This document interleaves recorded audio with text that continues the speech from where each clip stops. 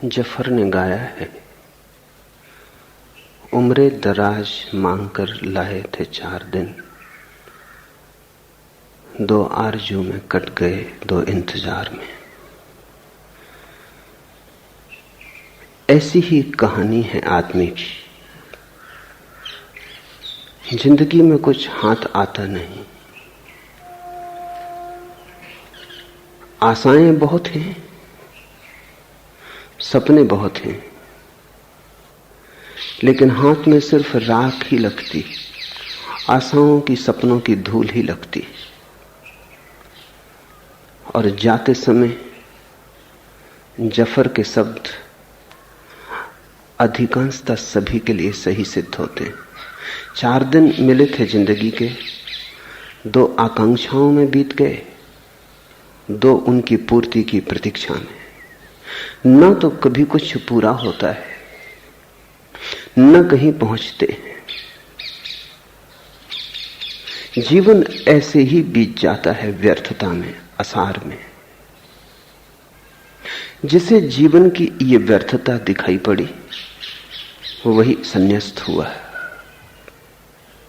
जिसे संसार की ये दौड़ सिर्फ दौड़ मालूम पड़ी, अर्थहीन, कहीं ले जाने वाली नहीं।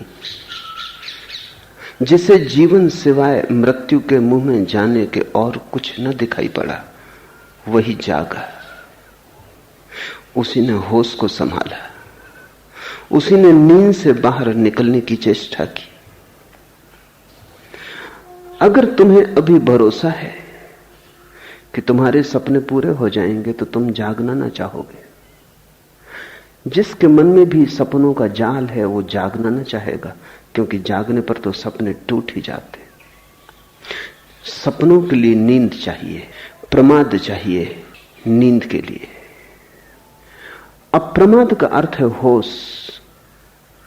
वो बुद्ध और महावीर का शब्द है। और प्रमाद का अर्थ है सुस्ती, तंद्रा, नींद। अगर तुम्हारे मन में कोई भी वासना है तो प्रमाद चाहिए ही। तब तुम अप्रमत्त होने की चेष्टा न कर सकोगे, क्योंकि वह तो विपरीत होगा। कोई मधुर सपना देखता हो और तुम उसे जगाने जाओ, पीड़ा मालूम होती है, तुम दुश्मन जैसे मालूम पड़ोगे।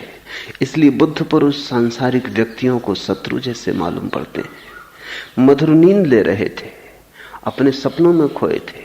सपने स्वर्णिम भी हो सकते हैं, सोने के महलों के हो सकते हैं, लेकिन सपना सपना है। मिट्टी का घर हो कि सोने का महल हो, जागते दोनों ही समाप्त हो जाते, जागते ही दोनों टूट जाते।